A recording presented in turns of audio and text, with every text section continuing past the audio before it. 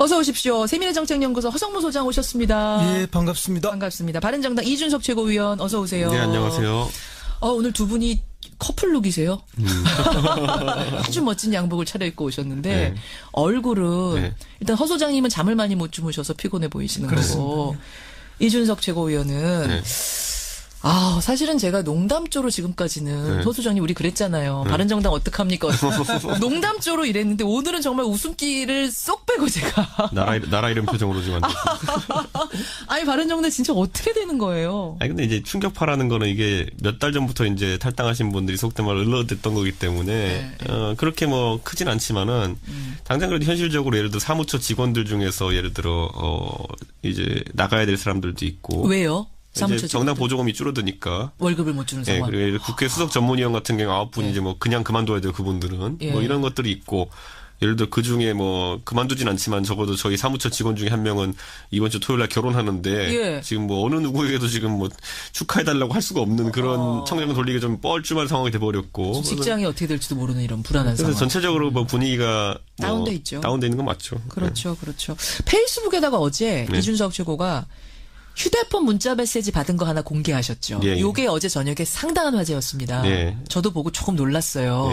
내용이 뭐였죠? 그러니까 이제 탈당하면서 이제 이게 어디까지 문자가 돌아왔는지 잘 모르겠는 게 이제 돌린 분들은 원외위원장들에게 돌렸다라고 이제 이야기하는데 뭐 사무처에서도 이걸 받은 분이 있다는 얘기가 있고. 내용이 뭐예요? 내용이. 그러니까 바른정당인 당원 중에 자유한국당 입당하고 싶은 분은 뭐 예를 들어 탈당계, 그러니까 탈당계랑 입당계, 그러니까 바른정당 탈당계랑 자유한국당 입당계 링크를 걸어가지고 놓으셨거든요. 그래가지고 그걸 제출하면은 일괄로 제출해주겠다 이런 얘기인데 이게 솔직히 말하면 그게 누구 명의로 나왔냐면은 그 보수통합추진위원회라고 이제 그때 구성하겠다고 했던 거. 그래서 강길부, 김용태, 황현철 의원 이름으로 나왔는데. 그렇죠. 솔직히 말하면은 이 바른정당을 나가는 게 사실 좀 미안한 자세가 있어야 된다는 생각을 전 했거든요. 그러니까 나가면서도 그러니까 어제 동지들에 저는 대한 이 문자도 그랬지만은 어제 정론관에 국회에 서가지고 이제 8분이 서가지고 발표한 기자회견문을 보면서 저는 일부러 전문을 읽었어요.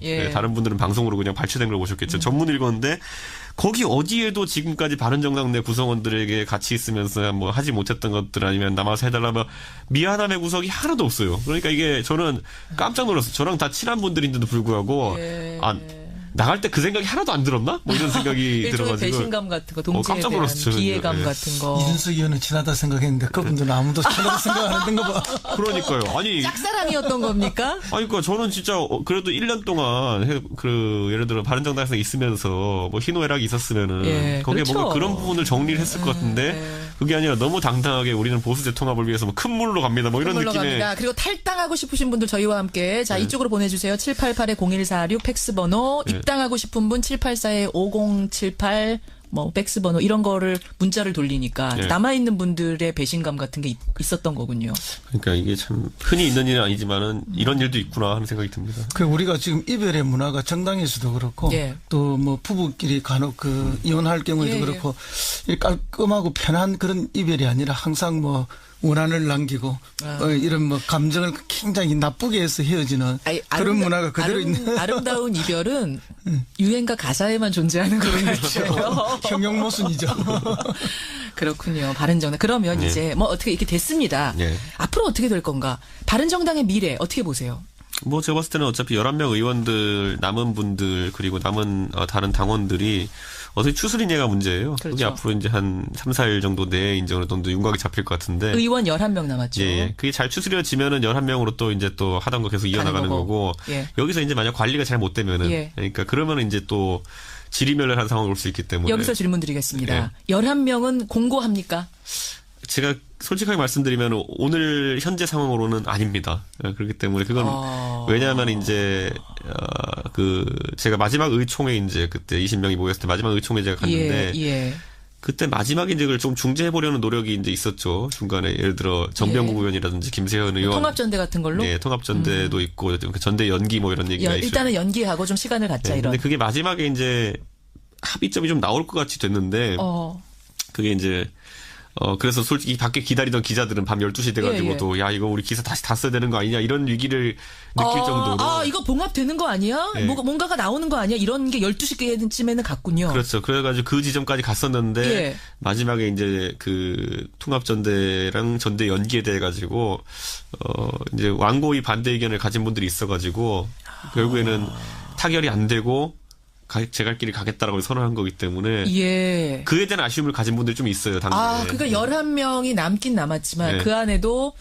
조금 더 잡아봤어야 되는 거 아니야라는 것과 그러니까 꼭 이렇게만 했어야 되느냐라는 거에 대해서 약간 감정의 골이 지금 그걸 지금 서로 풀어야 되는 것이기 때문에 그게 숙제군요. 숙제입니다. 숙제. 사실상 안 되면은 추가 탈당 가는 거죠, 소장님. 그렇죠. 그래서 이제 지금부터 유승민 의원의 리더십이 더 중요한데요.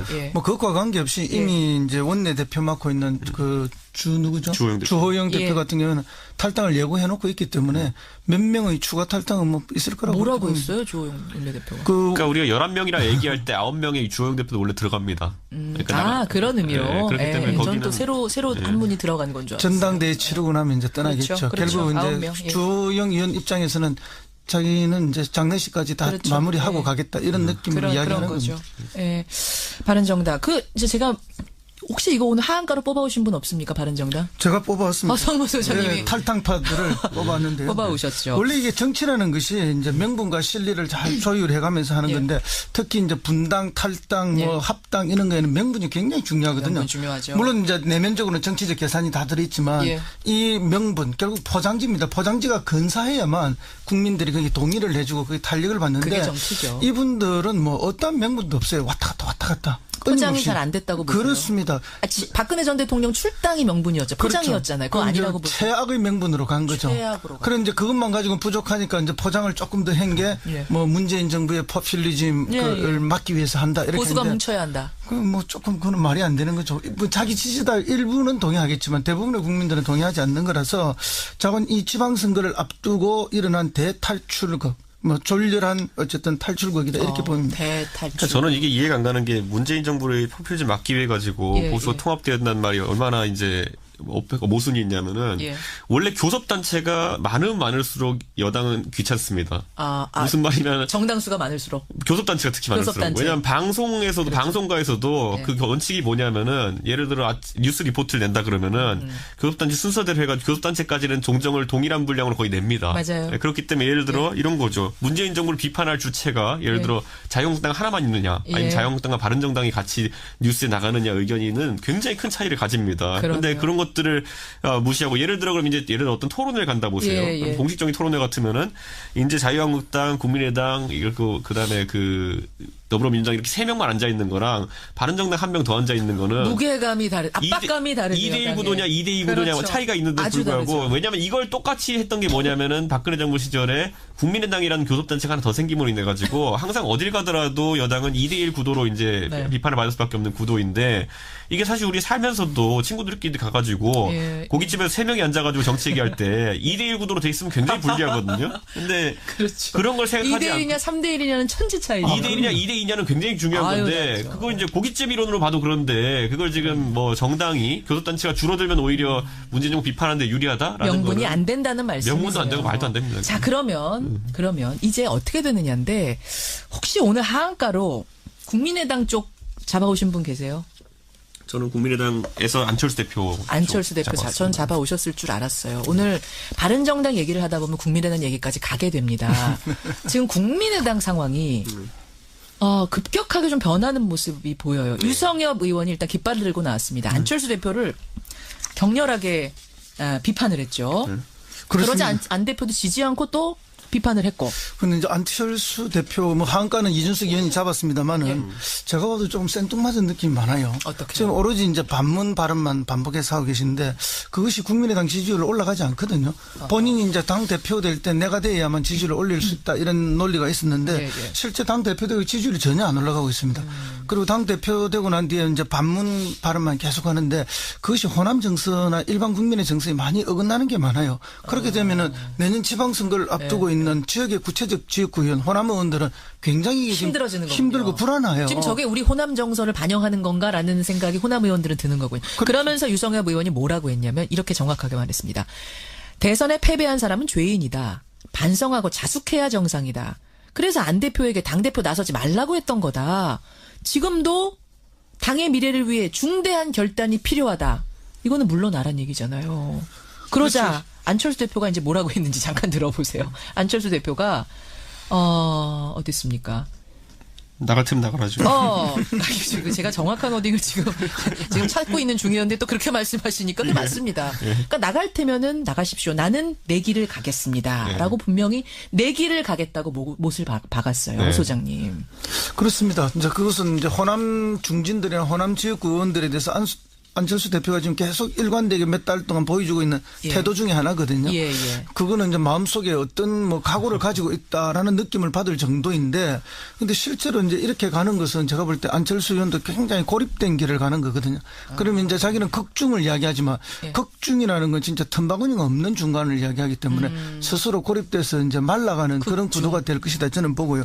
그만큼 안철수 의원이 처해 있는 입장이 매우 지금 어렵습니다. 왜냐하면 지방선거가 당장 7개월 후에 있거든요. 그런데 이 지지율이라면 호남에서 한 명도 당선되기 어렵다. 그럴 정도의 극단적. 지금 바른정당에서 탈출해가 가는 분들도 지방선거가 제일 큰 변수예요, 사실은. 그렇죠. 뭐 온갖 포장을 하지만 당장 뭐 지방선거에서 다 지는 게 눈에 보이니까 그 공포감으로 지금 탈출이 벌어지고 있는 거거든요. 그런 거군요. 결국 여기에도 그런 일이 있을 것이다. 그리고 바른정당이 많이 빠져가서 자유한국당 규모가 커지고 일당을 차지할 가능성이 높아지면 높아질수록 또 민주당 측에서는 국민의당에 대한 구애가 러브콜을 하겠죠. 할 수밖에 없습니다. 바로 이제 그 부분을 제가 짚고 싶은 건데 바른정당 11명 남았습니다. 교섭단체 무너졌습니다. 상당히 불안할 수밖에 없는 상황. 국민의당 지금 내홍이 일어나고 있습니다. 이러다 갈라지면 그다음에 재편이 어떻게 될 건가. 294 이거 바른정당 분이 하실 수 있으실까요? 소장님이 하실까요? 그러니까 이런 표현을 할 수가 있는 게 뭐냐면 그 국민의당 입장에서도 예를 들어 또는 안철수 대표 입장에서도 유승민 의원은 굉장히 매력적인 이제 연대 파트너가 될 수 있겠지만은 또 반대로 김무성 대표는 아니었을 수도 있습니다. 근데 이제 그 부분이 좀 해소가 됐기 때문에 안철수 대표가 조금 더 조바심을 낼 가능성이 있어 보이고요. 다만 이제 이 과정에서 안철수 대표가 제가 봤을 때는 아까 호 소장님이 말한 것처럼 평소 하시던 모습이랑 좀 다르게 좀 요즘 과격해진 발언들이 좀 눈에 띄어요. 그렇죠. 근데 그건 뭐냐면 그만큼 급하다는 거군요. 이 정도. 급하다. 그런데 그 과정에 제가 한번 말씀드리고 싶은 건 뭐냐면은 바른정당 입장에서 안철수 대표도 만약에 박지원 대표나 아니면 바른정당에 대한 불편하게 생각하는 분들과 뭐 결별이 이루어진다면은 당연히 좋은 연대 파트너입니다. 그런데 그랬을 때 우리가 잘 연대하기 위해서는 뒤에 몇 명이 따라오고 이제 숫자는 체크하면서 이제 해야 된다. 안철수 대표 뒤로 몇 명이 따라오는가. 그러니까 이게 유승민 대표도 이제 자기가 이제 하다 보니까 뒤에 내 뒤에 여러 명밖에 없네 이런 상황이 된 거거든요. 그렇죠, 지금 보면은. 그렇죠. 근데 이게 적어도 해서 다시 교섭단체를 만들려면은 9명은 따라와야 되네요. 내 뒤에 9명 뭐 그 20이라는 숫자가 얼마나 간당간당한지는 저희가 해봐서 알기 때문에 그것보다는 좀 더 많이 아니 9명 안 따라오겠습니까? 그건 됩니다. 비례대표가 있기 때문에 국민의당은 그거는 뭐 충분히 될 거라고 보는데 그렇게 하려면 비례대표를 출당시키거나 아니면 비례대표가 남고 호남계가 나가줘야 되는데 그렇죠. 국민의당에 제가 봤을 때는 은근히 예를 들어 없어지니까. 재산이 한 200억 정도 되고 이렇기 때문에 알아서 나가주진 않을 겁니다. 제 생각에는. 그런 문제가 9명이라는 숫자의 그러니까 비밀. 안철수 대표는 항상 뒤에 적어도 내가 지역구 의원 한 10명 정도는 같이 나갈 수 있어야 되는구나 하는 정도의 그 자신감은 있어야 되는데. 그 숫자가 그러면 그 9명을 채우냐 못하냐 숫자에 따라서 바른정당과 안철수계의 융합이 되느냐 안 되느냐. 이 숫자가 진짜 묘한 게 제가 어제 그래서 앉아가지고 어떤 분 한 분이랑 그 숫자를 세보니까 7이에요 지금 안철수 대표랑 같이 할 수 있는. 아니요. 잘 못 세신 걸 수도 있잖아요. 그러니까 제가 국민의당을 잘 몰라서 그런 걸 수도 있는데 지금 봤을 때 논리적으로 봤을 때 지금까지 언론 발언이나 이런 걸 봤을 때 할 수 있는 게 7, 8 정도 돼요. 알겠습니다. 이제 바른정당 분의 분석이었고 허성모 소장님은 민주당에서 러브콜을 보내는 그 부분을 한번 짚어주세요. 그렇습니다. 이제 지금 만약에 일당이 깨어지면은 하반기 국회의장도 자유한국당으로 넘어가고 그렇죠. 상임위 배정도 자유한국당 중심으로 많이 이루어지기 때문에 사실은 이제 이 권력이라는 게 사법 권력은 따로 독립돼 있는 거고 이제 행정부 청와대 권력과 국회 권력 두 개인데 이 국회 권력이 야당으로 완전히 넘어가게 되는 그런 상황이 벌어지기 때문에 그러면 청와대가 전국 운영이 매우 어려워집니다. 그래서 어떤 형태로든지 이것은 극복하지 않을 수가 없습니다. 민주당 러브콜 갈까요? 국민의당에서? 저는 100% 한다고 100% 봅니다. 간다고 보세요. 호남 의원들 그럼 호남 의원들은 지금 기다리고 있죠. 값을 올리면서 명분만 생기면 바로 일부는 올 거라고 확신합니다. 그렇게 지금 그 국민의당 내용 사태를 이런 베이스를 깔고 여러분 지켜보시면 되겠네요. 작용이 있으면 반드시 반작용이 있습니다. 알겠습니다. 야권 재편의 분위기가 지금 이렇게 흘러가고 있고 그 안에 여권은 이런 시그널을 보내고 있다는 거 정치판을 봤습니다. 오늘 하한가 하다 시간 다 갔습니다. 상한가 가보죠. 허성모 소장, 상한가 누구 올라오셨습니까? 예, 뭐 임종석 비서실장이 됐지만 크게 화제의 대상이 잘 안 됐어요. 그렇죠. 그냥 웃는 모습, 대통령 떠날 때, 예.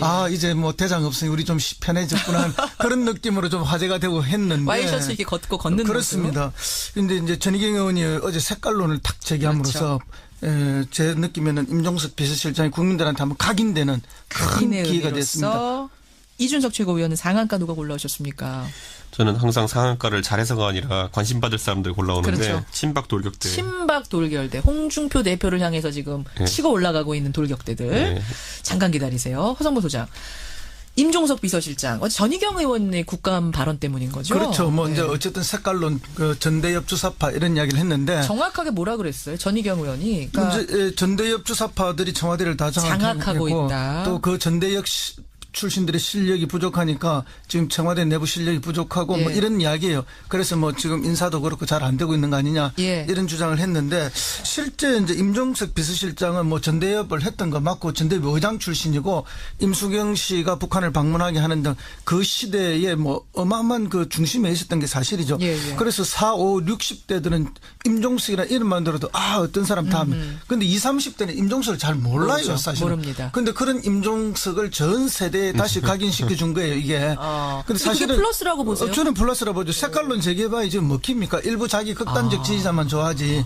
그리고 이런 말이 있지 않습니까? 뭐 20대에 어떤 변혁을 꿈꾸지 않는 젊은이는 쓸데없는 별 뭐 쳐다볼 만한 이런 가치가 부족한 사람이다라고 이야기하지만 또 40대가 넘어서도 20대의 생각만 갖고 살면 그 사람들도 뭐 별 볼 일 없는 사람이다 이런 이야기 우리 하지 않습니까? 임종석은 가장 빨리 자기를 변신시킨 사람이에요. 그런 운동권 학생에서 빨리 현실 정치인으로 그렇죠. 변화하면서 빨리빨리 정리했고 재선 의원을 냈고 당의 사무총장을 냈고 그리고 서울시의 정무부시장을 했고 지금 비서실장이 돼 있는 거거든요. 이런 경로를 보면 자기의 가장 유망되는 정치인인데 그게 잘 부각이 안 되고 있었는데 전희경 의원이 인지도 쑥 올라간 겁니다. 완전히 띄워준 거죠. 오히려 그렇게 보세요. 그렇습니다.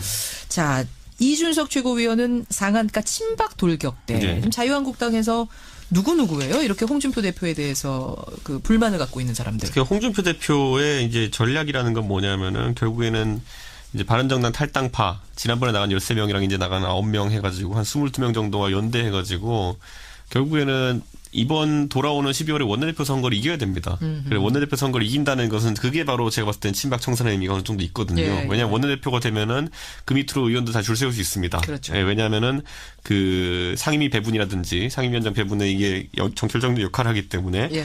그런데 지금 이 와중에 친박들도 그걸 알아요. 그래서 13명 지난번에 갔을 때 이분들이 13명을 거의 무용지물로 만들기 위해서 노력했거든요. 가면 뭐 사과해라부터 시작해가지고 뭐 복당 받아들일 수 없다 완전 면박을 다 주면서. 모욕적인 발언도 많았죠. 그러다 보니까 이번에 9명에게도 이제 슬슬 시작하고 있는 겁니다. 이래가지고 힘을 다 빼놓고 시작해야지 본인들이 경쟁에서 유리하다 보기 때문에. 지금 그런데 아마 이번에 원내대표 경쟁이 결국 홍준표 플러스 탈당파가 미는 김성태 의원과 그다음에 친박이 지금 홍문종 의원 간의 대결로 이제 치러질 가능성이 높다라는 얘기가 나오고 있는데. 김성태 대 홍문종. 홍문표. 제가 봤을 때는 청취자들이 뭐 어느 쪽을 응원할지 모르겠지만은 제가 봤을 때는 그 결과에 따라 가지고 제가 봤을 때는 오히려 만약 친박이 이긴다 이런 상황이 나오게 되면은 들어간 분들 굉장히 난감해지는 겁니다. 친박이 이긴다 하면 지금 홍 대표가 사실은 최고위원회 반발에도 불구하고 박 전 대통령을 출당시키지 않았습니까? 밀고 가지 않았습니까? 그럼 이대로 그냥 쭉 가는 거예요? 아니면? 아니 저는 뭐 여기에서 끝난다고 봅니다. 이건 정리가 된 거라고 보세요? 서청원이나 최경환 의원은 못 밀어낸다. 못하니까. 또는 못 밀어내는 것이 아니고 안 밀어낸다고 봅니다. 이 정도로 그렇습니다. 딜하고 우리가 항상 얘기했듯이 밀어내면 자기 불신임 투표거든요. 그거는 신임 불신임 투표가 되기 때문에 리스크 안 걸 것이고 이미 탈당파가 왔기 때문에 소기의 목적은 달성했다는 생각에 더 이상 안 할 겁니다. 그런 것도 있지만 정치는 세거든요. 그래서 일당이 돼야 되는데 현역 의원들 밀어내버리면 일당 되는데 방해가 돼요. 그런 문제도 있고 그다음에 이제 친박 핵심을 밀어내버리면은 들어오는 김무성 의원의 발언권이 너무 세져요. 그러게 되면 오히려 홍준표 대표 자신이 위해소해질 가능성이 있습니다. 그러니까 두 세력을 절절하게 싸움을 시켜놓고 있어야만이 자기도 독자적으로 중간에서 위치와 역할을 제대로 할 수 있는 거예요. 그래서 세 개의 계파가 이미 만들어진 거예요. 그렇게 되는 거군요. 그렇게 되는 거군요.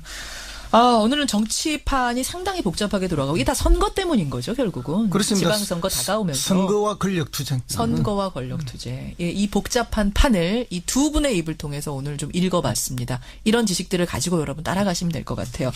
자, 오늘 뉴스닥 보드 닫기 전에 제가 시작하면서 여러분들한테 말씀드렸던 거 있죠. 개 입마개.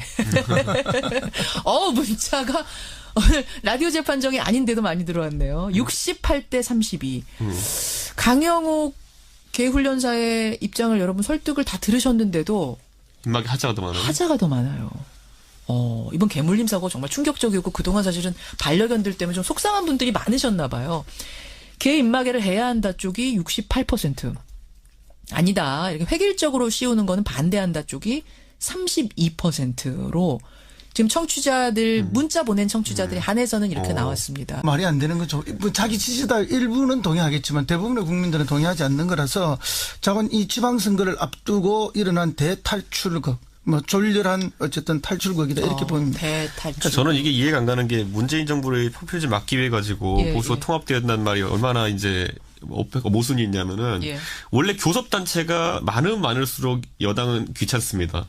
무슨 말이냐면 정당수가 많을수록 교섭단체가 특히 많을수록. 왜냐하면 방송가에서도 그 원칙이 뭐냐면은 예를 들어 뉴스 리포트를 낸다 그러면은 교섭단체 순서대로 해가지고 교섭단체까지는 종정을 동일한 분량으로 거의 냅니다. 맞아요. 그렇기 때문에 예를 들어 이런 거죠. 문재인 정부를 비판할 주체가 예를 들어 자유한국당 하나만 있느냐 아니면 자유한국당과 바른정당이 같이 뉴스에 나가느냐 의견이는 굉장히 큰 차이를 가집니다. 그런데 그런 것들을 무시하고 예를 들어 그럼 이제 예를 들어 어떤 토론회를 간다 보세요. 공식적인 토론회 같으면은 이제 자유한국당, 국민의당 그다음에 더불어민주당 이렇게 3명만 앉아 있는 거랑 바른정당 1명 더 앉아 있는 거는 무게감이 압박감이 다르죠. 2대1 구도냐 2대2 구도냐 그렇죠. 차이가 있는데 불구하고 왜냐하면 이걸 똑같이 했던 게 뭐냐면은 박근혜 정부 시절에 국민의당이라는 교섭단체가 하나 더 생김으로 인해 가지고 항상 어딜 가더라도 여당은 2대1 구도로 이제 비판을 받을 수밖에 없는 구도인데 이게 사실 우리 살면서도 친구들끼리 가가지고 고깃집에서 3명이 앉아가지고 정치 얘기할 때 2대1 구도로 돼 있으면 굉장히 불리하거든요. 근데 그렇죠. 그런 걸 생각하지 않고 2대1이냐 3대1이냐는 천지 차이. 2대1이냐 2대2냐는 굉장히 중요한 건데 그거 이제 고깃집 이론으로 봐도 그런데 그걸 지금 정당이 교섭단체가 줄어들면 오히려 문재인 정부 비판하는데 유리하다라는 명분이 안 된다는 말씀이세요. 명분도 안 되고 말도 안 됩니다. 자 그러면 이제 어떻게 되느냐인데 혹시 오늘 하한가로 국민의당 쪽 잡아오신 분 계세요? 저는 국민의당에서 안철수 대표 전 잡아오셨을 줄 알았어요. 오늘 바른정당 얘기를 하다 보면 국민의당 얘기까지 가게 됩니다. 지금 국민의당 상황이 급격하게 좀 변하는 모습이 보여요. 유성엽 의원이 일단 깃발을 들고 나왔습니다. 안철수 대표를 격렬하게 비판을 했죠. 그러지 안 대표도 지지 않고 또 비판을 했고. 근데 이제 안철수 대표 하한가는 이준석 의원이 잡았습니다만은 제가 봐도 조금 생뚱맞은 느낌이 많아요. 어떻게? 지금 오로지 이제 반문 발언만 반복해서 하고 계신데 그것이 국민의당 지지율을 올라가지 않거든요. 본인이 이제 당 대표 될 때 내가 돼야만 지지율을 올릴 수 있다 이런 논리가 있었는데 실제 당 대표 되고 지지율이 전혀 안 올라가고 있습니다. 그리고 당 대표 되고 난 뒤에 이제 반문 발언만 계속 하는데 그것이 호남 정서나 일반 국민의 정서에 많이 어긋나는 게 많아요. 그렇게 되면은 내년 지방선거를 앞두고 있는 지역의 구체적 지역구 의원, 호남 의원들은 굉장히 힘들어지는 거군요. 힘들고 불안해요. 지금 저게 우리 호남 정서를 반영하는 건가라는 생각이 호남 의원들은 드는 거군요. 그러면서 유성엽 의원이 뭐라고 했냐면 이렇게 정확하게 말했습니다. 대선에 패배한 사람은 죄인이다. 반성하고 자숙해야 정상이다. 그래서 안 대표에게 당대표 나서지 말라고 했던 거다. 지금도 당의 미래를 위해 중대한 결단이 필요하다. 이거는 물러나란 얘기잖아요. 그러자 그렇지. 안철수 대표가 이제 뭐라고 했는지 잠깐 들어보세요. 안철수 대표가 어디 있습니까? 나갈 테면 나가라죠.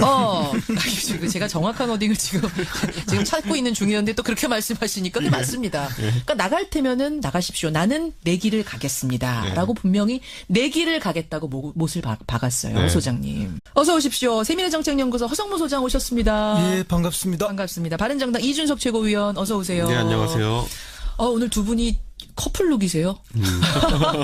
아주 멋진 양복을 차려입고 오셨는데 얼굴은 일단 허 소장님은 잠을 많이 못 주무셔서 피곤해 보이시는 거고 이준석 최고위원은 사실은 제가 농담조로 지금까지는 소 소장님 우리 그랬잖아요. 바른정당 어떡합니까? 농담조로 이랬는데 오늘은 정말 웃음기를 쏙 빼고 제가 나라 이름 표정으로 좀 만들었습니다. 아니 바른정당 진짜 어떻게 되는 거예요? 아니 근데 이제 충격파라는 거는 이게 몇 달 전부터 이제 탈당하신 분들이 속된 말로 을러댔던 거기 때문에 그렇게 뭐 크진 않지만은 당장 그래도 현실적으로 예를 들어 사무처 직원들 중에서 예를 들어 이제 나가야 될 사람들도 있고. 왜요? 이제 정당 보조금이 줄어드니까 월급을 못 주는 상황. 그리고 국회 수석 전문위원 같은 경우 9분 이제 뭐 그냥 그만둬야 돼요 그분들은 뭐 이런 것들이 있고 예를 들어 그 중에 뭐 그만두진 않지만 적어도 저희 사무처 직원 중에 한 명은 이번 주 토요일 날 결혼하는데 지금 뭐 어느 누구에게도 지금 뭐 축하해달라고 할 수가 없는 그런 청장 돌리기 좀 뻘쭘한 상황이 돼버렸고 직장이 어떻게 될지도 모르는 이런 불안한 상황. 그래서 전체적으로 뭐 분위기가 다운돼 있죠. 다운돼 있는 건 맞죠. 그렇죠. 페이스북에다가 어제 이준석 최고가 휴대폰 문자 메시지 받은 거 하나 공개하셨죠. 요게 어제 저녁에 상당한 화제였습니다. 저도 보고 조금 놀랐어요. 내용이 뭐였죠? 그러니까 이제 탈당하면서 이제 이게 어디까지 문자가 돌아왔는지 잘 모르겠는 게 이제 돌린 분들은 원외위원장들에게 돌렸다라고 이제 이야기하는데 뭐 사무처에서도 이걸 받은 분이 있다는 얘기가 있고. 내용이 뭐예요? 내용이. 그러니까 바른정당인 당원 중에 자유한국당 입당하고 싶은 분은 뭐 예를 들어 탈당계, 그러니까 탈당계랑 입당계, 바른정당 탈당계랑 자유한국당 입당계 링크를 걸어가지고 오셨거든요. 그래가지고 그걸 제출하면은 일괄로 제출하겠다 이런 얘기인데 이게 솔직히 말하면 그게 누구 명의로 나왔냐면은 그 보수통합추진위원회라고 이제 그때 구성하겠다고 했던 거. 그래서 강길부, 김용태, 황현철 의원 이름으로 나왔는데 솔직히 말하면은 이 바른정당을 나가는 게 사실 좀 미안한 자세가 있어야 된다는 생각을 전 했거든요. 그러니까 나가면서도 그러니까 어제 동지들에 대한 이 문자도 그랬지만은 어제 정론관에 국회에 서가지고 이제 8분이 서가지고 발표한 기자회견문을 보면서 저는 일부러 전문을 읽었어요. 다른 분들은 방송으로 그냥 발췌된 걸 보셨겠죠. 전문을 읽었는데 거기 어디에도 지금까지 바른정당 내 구성원들에게 같이 있으면서 뭐 하지 못했던 것들 아니면 남아서 해달라 뭐 미안함의 구석이 하나도 없어요. 그러니까 이게 저는 깜짝 놀랐어요. 저랑 다 친한 분들인데도 불구하고 나갈 때 그 생각이 하나도 안 들었나? 뭐 이런 생각이 들어가지고. 배신감 같은 거, 동지에 대한 비애감 같은 거. 이준석 의원은 친하다 생각했는데 그분들은 아무도 친하다 생각 안 했던 거 봐.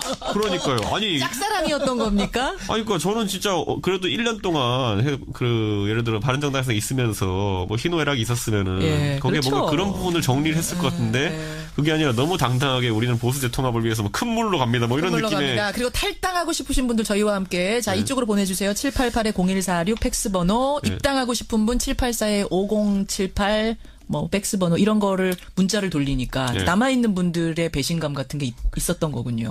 그러니까 이게 참 흔히 있는 일은 아니지만은 이런 일도 있구나 하는 생각이 듭니다. 우리가 지금 이별의 문화가 민주당에서 러브콜을 보내는 그 부분을 한번 짚어주세요. 그렇습니다. 이제 지금 만약에 일당이 깨어지면은 하반기 국회의장도 자유한국당으로 넘어가고 상임위 배정도 자유한국당 중심으로 많이 이루어지기 때문에 사실은 이제 이 권력이라는 게 사법 권력은 따로 독립돼 있는 거고 이제 행정부 청와대 권력과 국회 권력 두 개인데 이 국회 권력이 야당으로 완전히 넘어가게 되는 그런 상황이 벌어지기 때문에 그러면 청와대가 전국 운영이 매우 어려워집니다. 그래서 어떤 형태로든지 이것은 극복하지 않을 수가 없습니다. 민주당 러브콜 갈까요? 저는 뭐 100% 한다고 100% 봅니다. 간다고 보세요. 호남 의원들 그럼 호남 의원들은 지금 기다리고 있죠. 기다리고 값을 올리면서 명분만 생기면 바로 일부는 올 거라고 확신합니다. 그렇게 지금까지 국민의당 내용 사태를 이런 베이스를 깔고 여러분 지켜보시면 되겠네요. 작용이 있으면 반드시 반작용이 있습니다. 알겠습니다. 야권 재편의 분위기가 지금 이렇게 흘러가고 있고 그 안에 여권은 이런 시그널을 보내고 있다는 거 정치판을 봤습니다. 오늘 하한가하다 시간 다 갔습니다. 상한가 가보죠. 허성모 소장, 상한가 누구 올라오셨습니까? 뭐 임종석 비서실장이 됐지만 크게 화제의 대상이 잘 안 됐어요. 그냥 웃는 모습, 대통령 떠날 때 이제 뭐 대장 없으니 우리 좀 편해졌구나 그런 느낌으로 좀 화제가 되고 했는데 와이셔츠 이렇게 걷는 그렇습니다. 근데 이제 전희경 의원이 어제 색깔론을 탁 제기함으로써 제 느낌에는 임종석 비서실장이 국민들한테 한번 각인되는 큰 기회가 됐습니다. 이준석 최고위원은 상한가 누가 골라오셨습니까? 저는 항상 상한가를 잘해서가 아니라 관심 받을 사람들 골라오는데 친박 돌격대. 홍준표 대표를 향해서 지금 치고 올라가고 있는 돌격대들. 잠깐 기다리세요. 허성모 소장. 임종석 비서실장, 전희경 의원의 국감 발언 때문인 거죠? 그렇죠. 뭐 이제 어쨌든 색깔론 그 전대협 주사파 이런 이야기를 했는데 정확하게 뭐라 그랬어요? 전희경 의원이. 그러니까 이제 전대협 주사파들이 청와대를 다 장악하고 있다. 또 그 전대협 출신들의 실력이 부족하니까 지금 청와대 내부 실력이 부족하고 뭐 이런 이야기예요. 그래서 뭐 지금 인사도 그렇고 잘 안 되고 있는 거 아니냐 이런 주장을 했는데 실제 이제 임종석 비서실장은 뭐 전대협을 했던 거 맞고 전대협 의장 출신이고 임수경 씨가 북한을 방문하게 하는 등 그 시대에 뭐 어마어마한 그 중심에 있었던 게 사실이죠. 그래서 4, 5, 60대들은 임종석이라는 이름만 들어도 어떤 사람 다 하면. 근데 20, 30대는 임종석을 잘 몰라요, 사실은. 모릅니다. 근데 그런 임종석을 전 세대에 다시 각인시켜 준 거예요, 이게. 근데 사실은 플러스라고 보세요? 저는 플러스라고 보죠. 색깔론 재개봐야 지금 먹힙니까? 일부 자기 극단적 지지자만 좋아하지. 그리고 이런 말이 있지 않습니까? 뭐 20대에 어떤 변혁을 꿈꾸지 않는 젊은이는 쓸데없는 별 뭐 쳐다볼 만한 이런 가치가 부족한 사람이다라고 이야기하지만 또 40대가 넘어서도 20대의 생각만 갖고 살면 그 사람들도 뭐 별 볼 일 없는 사람이다. 이런 이야기 우리 하지 않습니까? 임종석은 가장 빨리 자기를 변신시킨 사람이에요. 그런 운동권 학생에서 빨리 현실 정치인으로 그렇죠. 변화하면서 빨리빨리 정리했고 재선 의원을 냈고 당의 사무총장을 냈고 그리고 서울시의 정무부시장을 했고 지금 비서실장이 돼 있는 거거든요. 이런 경로를 보면 자기의 가장 유망되는 정치인인데 그게 잘 부각이 안 되고 있었는데 전희경 의원이 인지도 쑥 올라간 거 완전히 띄워준 거죠. 오히려 그렇게 보세요. 그렇습니다. 자, 이준석 최고위원은 상한가 친박 돌격대. 지금 자유한국당에서 누구예요? 이렇게 홍준표 대표에 대해서. 그렇습니다. 이제 그것은 이제 호남 중진들이나 호남 지역구 의원들에 대해서 안철수 대표가 지금 계속 일관되게 몇 달 동안 보여주고 있는 태도 중에 하나거든요. 그거는 이제 마음속에 어떤 뭐 각오를 가지고 있다라는 느낌을 받을 정도인데 근데 실제로 이제 이렇게 가는 것은 제가 볼 때 안철수 의원도 굉장히 고립된 길을 가는 거거든요. 그러면 이제 자기는 극중을 이야기하지만 극중이라는 건 진짜 틈바구니가 없는 중간을 이야기하기 때문에 스스로 고립돼서 이제 말라가는 그런 구도가 될 것이다 저는 보고요. 그만큼 안철수 의원이 처해 있는 입장이 매우 지금 어렵습니다. 왜냐하면 지방선거가 당장 7개월 후에 있거든요. 그런데 이 지지율이라면 호남에서 한 명도 당선되기 어렵다. 그럴 정도의 극단지. 지금 바른정당에서 탈출해가 가는 분들도 지방선거가 제일 큰 변수예요, 사실은. 그렇죠. 뭐 온갖 포장을 하지만 당장 뭐 지방선거에서 다 지는 게 눈에 보이니까 그 공포감으로 지금 탈출이 벌어지고 있는 거거든요. 그런 거군요. 결국 여기에도 그런 일이 있을 것이다. 그리고 바른정당이 많이 빠져가서 자유한국당 규모가 커지고 일당을 차지할 가능성이 높아지면 높아질수록 또 민주당 측에서는 국민의당에 대한 구애가 러브콜을 하겠죠. 할 수밖에 없습니다. 바로 이제 그 부분을 제가 짚고 싶은 건데 바른정당 11명 남았습니다. 교섭단체 무너졌습니다. 상당히 불안할 수밖에 없는 상황. 국민의당 지금 내홍이 일어나고 있습니다. 이러다 갈라지면 그다음에 재편이 어떻게 될 건가? 294 이거 바른정당 분이 하실 수 있으실까요? 소장님이 하실까요? 그러니까 이런 표현할 수가 있는 게 뭐냐면 그 국민의당 입장에서도 예를 들어 또는 안철수 대표 입장에서도 유승민 의원은 굉장히 매력적인 이제 연대 파트너가 될 수 있겠지만은 또 반대로 김무성 대표는 아니었을 수도 있습니다. 근데 이제 그 부분이 좀 해소가 됐기 때문에 안철수 대표가 조금 더 조바심을 낼 가능성이 있어 보이고요. 다만 이제 이 과정에서 안철수 대표가 제가 봤을 때는 아까 호 소장님 말한 것처럼 평소 하시던 모습이랑 좀 다르게 좀 요즘 과격해진 발언들이 좀 눈에 띄어요. 그렇죠. 근데 그건 뭐냐면 그만큼 급하다는 거죠, 이 정도. 급하다. 그런데 그 과정에 제가 한번 말씀드리고 싶은 건 뭐냐면은 바른정당 입장에서 안철수 대표도 만약에 박지원 대표나 아니면 바른정당에 대한 불편하게 생각하는 분들과 뭐 결별이 이루어진다면은 당연히 좋은 연대 파트너입니다. 그런데 그랬을 때 우리가 잘 연대하기 위해서는 뒤에 몇 명이 따라오고인지 숫자는 체크하면서 이제 해야 된다. 안철수 대표 뒤로 몇 명이 따라오는가. 그러니까 이게 유승민 대표도 이제 자기가 이제 하다 보니까 뒤에 내 뒤에 여러 명밖에 없네 이런 상황이 된 거거든요. 그렇죠, 지금 보면은. 그렇죠. 근데 이게 적어도 해서 다시 교섭단체를 만들려면은 9명은 따라와야 되네요. 내 뒤에 9명 뭐 그 20이라는 숫자가 얼마나 간당간당한지는 저희가 해봐서 알기 때문에 그것보다는 좀 더 많이 아니 9명 안 따라오겠습니까? 그건 됩니다. 비례대표가 있기 때문에 국민의당은 그거는 뭐 충분히 될 거라고 이제 보는데 그렇게 하려면 비례대표를 출당시키거나 아니면 비례대표가 남고 호남계가 나가줘야 되는데 그렇죠. 국민의당에 제가 봤을 때는 은근히 예를 들어 없어지니까. 재산이 한 200억 정도 되고 이렇기 때문에 알아서 나가주진 않을 겁니다. 제 생각에는. 그런 문제가 9명이라는 숫자의 그러니까 비밀. 안철수 대표는 항상 뒤에 적어도 내가 지역구 의원 한 10명 정도는 같이 나갈 수 있어야 되는구나 하는 정도의 그 자신감은 있어야 되는데 그 숫자가 그러면 그 9명을 채우냐 못하냐의 숫자에 따라서 바른정당과 안철수계의 융합이 되느냐 안 이 되느냐. 숫자가 진짜 묘한 게 제가 어제 그래서 앉아가지고 어떤 분 한 분이랑 걸 숫자를 세 보니까 7이에요 지금 완전 같이 할 수 있는. 아니요, 잘 못 세신 걸 수도 있잖아요. 그러니까 제가 국민의 사정을 잘 몰라서 그런 걸 수도 있는데 지금 봤을 때 논리적으로 봤을 때 지금까지 언론 발언이나 이런 걸 봤을 때 할 수 있는 게 7, 8 정도예요. 알겠습니다. 이제 바른정당 분의 분석이었고 허성모 소장님은 정당에서도 그렇고 또 뭐 부부끼리 간혹 그 이혼할 경우에도 그렇고 깔끔하고 편한 그런 이별이 아니라 항상 뭐 원한을 남기고 이런 뭐 감정을 굉장히 나쁘게 해서 헤어지는 그런 문화가 그대로 있는. 아름다운 이별은 유행가 가사에만 존재하는 그런 거죠. 형용모순이죠. 그렇군요. 바른정당. 그러면 이제 뭐 어떻게 이렇게 됐습니다. 앞으로 어떻게 될 건가? 바른정당의 미래 어떻게 보세요? 뭐 제가 봤을 때는 어차피 11명 의원들 남은 분들 그리고 남은 다른 당원들이 어떻게 추스리냐가 문제예요. 그렇죠. 그게 앞으로 이제 한 3, 4일 정도 내에 이제 어느 정도 윤곽이 잡힐 것 같은데. 의원 11명 남았죠. 예. 그게 잘 추스려지면은 11명으로 또 이제 또 하던 거 계속 이어나가는 거고. 여기서 이제 만약 관리가 잘 못 되면은. 그러니까 그러면은 이제 또 질의멸렬한 상황이 올 수 있기 때문에. 여기서 질문 드리겠습니다. 11명은 공고합니까?